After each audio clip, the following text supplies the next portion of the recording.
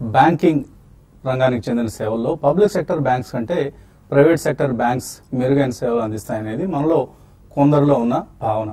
అయితే ప్రైవేట్ సెక్టర్లో ఈ మధ్య వేగంగా ఎదుగుతుంది అని మనం పదే పదే అనుకుంటున్న కోటక్ మహీంద్రా బ్యాంక్ తీరు మాత్రం అసలు పూర్తిగా భిన్నంగా ఉంది ఈ అంశంలో. So small and medium enterprises SME కస్టమర్స్కు సేవలు అందించడంలో మేము అగ్రస్థానంలో ఉంటామంటూ చెప్పుకునే కోటక్ బ్యాంక్ అదే ఎస్ఎంఈ కస్టమర్ల నడ్డి విరగొట్టి ఆదాయం పెంచుకునే ప్రయత్నం చేస్తుంది.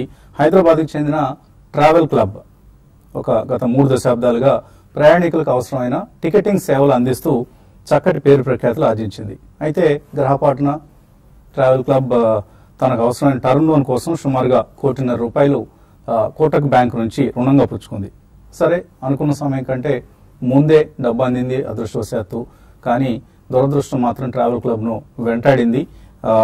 ముందుగానే డబ్బు అందింది కదా, టర్మ్ లోన్ తీర్చివేద్దామని కోటక్ బ్యాంకును సంప్రదిస్తే మీరు 4% ప్రీపేమెంట్ పెనాల్టీ చెల్లించాల్సిందే అంటూ సదరు బ్యాంక్ అధికారులు ట్రావెల్ క్లబ్ సంస్థను వేధించడం ప్రారంభించారు.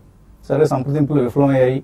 పలుమార్లు రిక్వెస్ట్ చేసినా కూడా కోటక్ బ్యాంక్ ససేమిరా అనడంతో ఇక మీడియాని ఆశ్రయిస్తే అన్న న్యాయం జరుగుతుందేమోనని ట్రావెల్ క్లబ్ ప్రమోటర్స్ TV5 అభ్యర్థిస్తే మా ప్రతినిధి నాగేంద్ర సాయి అక్కడ వెళ్ళడం జరిగింది. కోటక్ బ్యాంక్ వెళ్లి ట్రావెల్ క్లబ్ తరపున ఎందుకు మీరు ప్రీపేమెంట్ ఛార్జెస్ వసూలు చేస్తున్నారు, ఆర్బీఐ ఏ లోన్ పైన కూడా ప్రీపేమెంట్ ఛార్జెస్ వసూలు చేయకూడదంటూ ఆదేశాలు విధించింది కదా, ఆదేశాలు జారీ చేసింది కదా, ఎందుకు మీరు వాటిని ఖాతరు చేయడం లేదంటూ సాయి ప్రశ్నిస్తే అక్కడ బ్యాంక్ అధికారులకి మా సాయికి అలాగే ట్రావెల్ క్లబ్ ప్రతినిధులు కూడా చాలా గట్టి వాగ్వివాదం జరిగింది. ససేమిరా మీరు చెల్లించాల్సిందే అంటూ మొండి వైఖరిని కోటక్ బ్యాంక్ అవలంబించడం. ఇక్కడ మనం ఆ సంభాషణ దృశ్యాలు ఒకసారి చూద్దాం.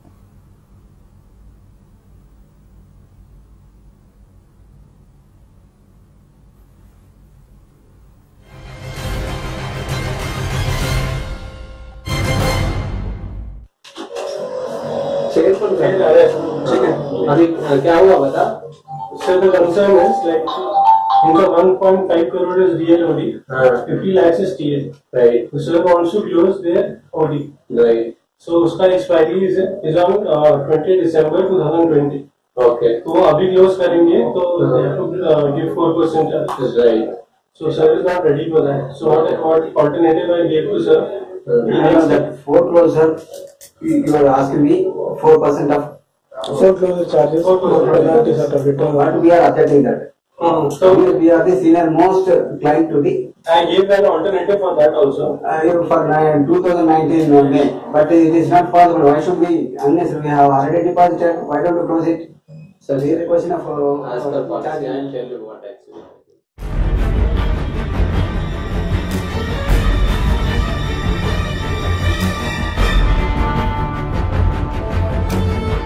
No, we have given it for. Yeah, they are objecting that they haven't mentioned in the documents which they have signed. Right. And according to the RBI rules, is it there the pre-closure charges or penalty charges are there? Charges are there. There are specific, conditions given by RBI. For few customers where individuals are involved, where the company is an SME, is into manufacturing, and for those kind of customers, it is not levied. For a normal, customer, proprietor, partnership, private limited company, they will levy the charges. మీకు తెలిసిన banking system లో promoter himself వచ్చి కడుతున్నా కూడా charges ఇది justified అనేది మా question. Sir simple sir, ఇప్పుడు మీరు పర్సనల్ లోన్ కానీ కార్ లోన్ కానీ మీరు తీసుకొని పే చేస్తున్నారని అందులో మేము ఆల్రెడీ డబ్బులు ఇచ్చేసి కాస్ట్ ఇన్వాల్వ్ అయిపోయింది కాబట్టి బేసికల్లీ ఏంటి సార్, బ్యాంకింగ్ మీరు ఫిక్స్డ్ డిపాజిట్ చేస్తారు, ఫర్ పర్టికులర్ పీరియడ్ చేస్తారు. మీకు సింపుల్ గా యాజ్ అ నార్మల్ మ్యాన్ చెప్తున్నాను, ఆ పర్టికులర్ పీరియడ్ కి ఇంత ఇంట్రెస్ట్ రేట్ అని ఫిక్స్ చేస్తాం. మీకు ఆ ఇంట్రెస్ట్ రేట్ ఇవ్వాలి కదా, we're foregoing that cost. So at the same time మా మార్జిన్ ఏదో ఎక్స్పెన్సెస్ ఏదో చూసుకొని మేము దాన్ని రెడీ చేస్తాం. ప్రీ క్లోజర్ చార్జెస్ అని ఉంటుంది, అది లాస్ అవుతుంది కదా బ్యాంకుకి. లాస్ అవుతుంది కరెక్ట్. ఇప్పుడు వీళ్ళు వచ్చి ముందు పే చేస్తున్నప్పుడు అసలు పే చేయకపోతే లేకపోతే 6 నెలలు ప్రస్తుతం సిచ్యువేషన్ లో ఉంది. డిఫాల్ట్ లో ఉన్న ఉన్నప్పుడు అంటే అయ్యే ప్రాబ్లం ఉంది కదా, ముందే క్లోజ్ చేయడానికి సిద్ధంగా అంటే అయ్యే ప్రాబ్లం ఉంది అంటే సార్ మా బిజినెస్ క్లోజ్ అయిపోయింది ఇలా ఇలా ఉంది అని మీరు ఒక లెటర్ ఇచ్చారనుకోండి, అంటే క్లోజ్ అయ్యే సినారీ వస్తేనే లోన్ అని కాదు, అంటే వేరే సినారీలో అంటే ఇప్పుడు వాళ్ళు ముందుకు వస్తున్నారు కదా, మీరు అయినా స్టిల్ ఇంకా ఎందుకు డబ్బు జస్టిఫై చేస్తున్నారు అనేది నా ఆలోచన. జస్టిఫై ఏం లేదు సార్, ఇది బిజినెస్ బేసికల్లీ. మేము లాస్ ఎందుకు పోవాలి అనే ఉద్దేశంతో చేసింది అంతే. కానీ మీరు జనరల్ ఏంటంటే నాకు డొమెస్టిక్ పర్స్పెక్టివ్ లో క్వశ్చన్, వాళ్ళు ముందు నుంచి కడుతున్నారు, అసలు ఇంకా డిలే అయితేనో లేదంటే వాళ్ళ పరిస్థితి ఇంకా డిటోరియేట్ అయితే అసలు మొత్తానికి పోతుంది కదా, వాళ్ళు ఇంకా డిటోరియేట్ అయినప్పుడు పరిస్థితి లాస్ డీల్ చేస్తారు సార్.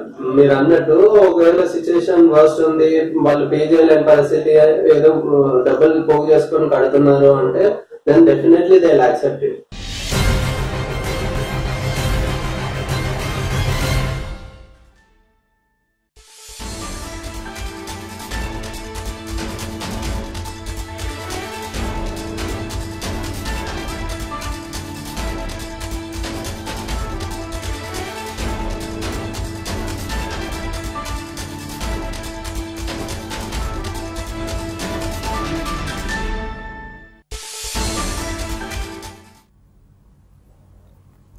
సో కంపెనీ మునిగిపోయినప్పుడు మాత్రమే మేము మొత్తం డబ్బులు పోగొట్టుకోవడానికి సిద్ధంగా ఉంటాం. కానీ ఎవరైనా ముందే లోన్ పే చేస్తామని ముందుకు వస్తే మాత్రం వాళ్ళ మీద ప్రీ పేమెంట్ పెనాల్టీలు వేస్తాం, ప్రీ క్లోజర్ ఛార్జెస్ విధిస్తాం అంటూ బ్యాంక్స్, కోటక్ మహీంద్రా బ్యాంక్ లాంటి బాగా ఎదుగుతోంది అని మనం ముచ్చట పడుతూ ఉంటాం. ఈ బ్యాంక్ ఇలాగా ఎదిగేది, మీకు ఆదాయం కోసం ప్రీ పేమెంట్ ఛార్జెస్ ఏంటి, నెట్ ఇంట్రెస్ట్ మార్జిన్స్ అనేది ప్రధాన ఆదాయం కావాలి, అంతేగాని పెనాల్టీలు, prepayment closures, preclosure charges ఇలాంటివి కాదు. సో ట్రావెల్ క్లబ్ అనే సంస్థ జరుగుతున్న అన్యాయాన్ని మన ప్రేక్షకుల దృష్టికి తీసుకొచ్చే ప్రయత్నం చేస్తున్నాం. ఓవైపు ఆర్బీఐ అన్ని రకాల రుణాల మీద ప్రీపేమెంట్ ఛార్జెస్ తీసేయండి అని బ్యాంక్స్ ఆదేశిస్తోంది. ఎందుకంటే it is not fair, unfair prepayment charges అంటే ఈ కోటక్ బ్యాంక్స్ లాంటివి మాత్రం ఇంకా ఇప్పటికి కూడా ఆర్బీఐ ఆదేశాలను బేఖాతరు చేస్తూ ప్రీపేమెంట్ ఛార్జెస్ మీరు పే చేయాల్సిందే అంటూ హెరాస్ చేయడం అనేది చాలా మంది ఎన్పిఏలు ఎగ్గొట్టేసి దుబాయ్లో లేకపోతే అమెరికాలో మరొక లండన్ పారిపోయే పరిస్థితిని వీళ్లే ప్రోత్సహిస్తున్నట్లుగా అనిపిస్తుంది బ్యాంక్సే. మీరు వెళ్ళిపోండి, ఇక్కడ డబ్బులు కట్టకుండా ఎన్పిఏ చేస్తే మేము తర్వాత దాన్ని రైట్ ఆఫ్ చేసుకుంటాం అంటూ చక్కగా హానెస్ట్గా సిన్సియర్గా ముందుగా మాకు డబ్బులు వచ్చాయి మొర్రో తీసుకోండి, మా లోన్ క్లోజ్ చేయండి అంటూ హానెస్ట్గా నిజాయితీగా ముందుకు వచ్చే వాళ్ళని వేధించడం అనేది ఎంత మేరకు సబబు?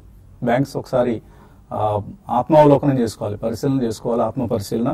సో కొందరు పెద్దలు డిఫాల్ట్ అవుతున్నారంటే అందులో ఇటువంటి బ్యాంకర్స్ హెరాస్మెంటే ప్రధాన కారణం కావచ్చు. Maybe some individuals, if not the Kotak bank management but the individuals involved in this case, ఇక్కడ ఉన్న బ్యాంక్ అఫీషియల్స్ వాళ్ళకున్న అరకొర జ్ఞానం కారణం కావచ్చు, ఇతరత్ర మరే కారణమైనా సరే కస్టమర్స్ మాత్రం హెరాస్ చేస్తున్నారు అండ్ కొంతమంది బారోవర్స్ మాత్రం విడిచిపెడుతున్నారు. ఇలా సిన్సియర్గా పే చేస్తామంటూ ముందుకు వచ్చేవాళ్ళు మాత్రం ఇప్పుడు మనం చూస్తున్నాం. హెయిర్ కట్స్ అంటూ 70% కట్టండి చాలు, మిగతా 30% మేము రైట్ ఆఫ్ చేసుకుంటాం అంటూ ముందుకు వస్తాను. 30% నువ్వు అక్కడ పోగొట్టుకోవడానికి సిద్ధపడేవాడివి, ఇక్కడ ముందుగానే లోన్ పే చేస్తామంటున్నప్పుడు ఇంకా అదనంగా మరొక 4% కట్టండి అంటూ వేధించడం ఎంతవరకు కరెక్ట్ అది? సో ఈ వైఖరిని especially private banks like Kotak Mahindra bank విడనాడాలి. కస్టమర్ ఫ్రెండ్లీగా ఉంటే banks can really prosper. Customer friendliness లేని బ్యాంకులు చాలా, గతంలో కూడా కొన్ని బ్యాంక్స్ కొలాప్స్ కావడం చూసాం. సో రకరకాల కారణాలు, పీసీ జ్యువెలర్స్, లేకపోతే మరొక గీతాంజలి జెమ్స్, ఇటువంటి నీరవ్ మోడీ ఇలాంటి వాళ్ళని మాత్రం ఎంకరేజ్ చేస్తున్నారు.